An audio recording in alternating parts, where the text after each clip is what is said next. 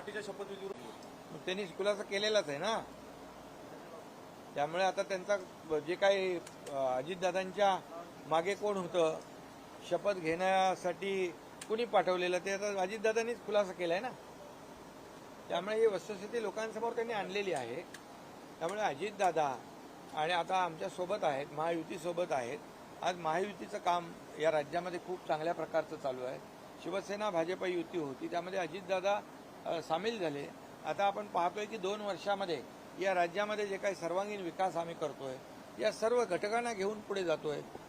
केंद्राची मदत आम्हाला मिळते आहे. मोदीजींनी देखील 10 वर्षामध्ये जो काही केलेला देशाचा विकास आहे तोही लोकांच्या समोर आहे. 50-60 वर्षात काँग्रेसने जे केलं नाही किंवा पुढच्या 100 वर्षात देखील करू शकणार नाहीत, असं काम मोदीजींनी 10 वर्षात केलं आहे. हे तर सगळ्यांच्या समोर आहे. आणि राज्याने देखील केलेला विकास, राज्याने घेतलेले निर्णय, राज्याने लोकांसाठी सुरू केलेल्या योजना, मग शेतकरी, कष्टकरी, कामगार, महिला भगिनी, तरुण, ज्येष्ठ सगळ्यांसाठी आज म्हणून आम्ही डेव्हलपमेंट विकासाच्या मुद्द्यावर लोकांसमोर जातोय.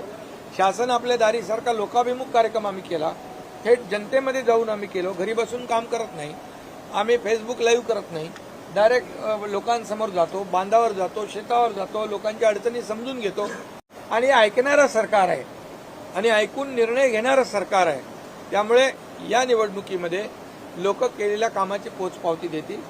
घरी बसणाऱ्यांना नाही तर रस्त्यावर उतरून, फील्डवर उतरून काम करणाऱ्या लोकांना मतदान करतील. इंडियन एक्सप्रेसला दिलेल्या आणि म्हणून आज माजी मंत्री चंद्रकांत ठाकरे, सुभाष ठाकरे साहेब, चंद्रकांत ठाकरे हे सगळे लोक का येऊन सोबत येत आहेत, याचं कारण की हे काम करणारं सरकार आहे.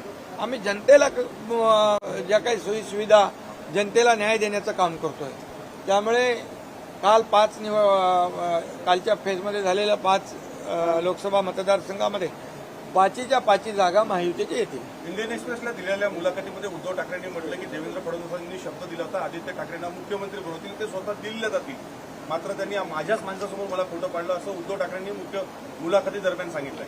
त्यांनी खूप मुलाखती दिलेल्या आहेत. बंद दरवाजा आड काय झालं तेही दिलं, तेही खोटं होतं. आता खोटं बोलण्याचं एक परिसीमा असते. खोटं बोला पण रेटून बोला.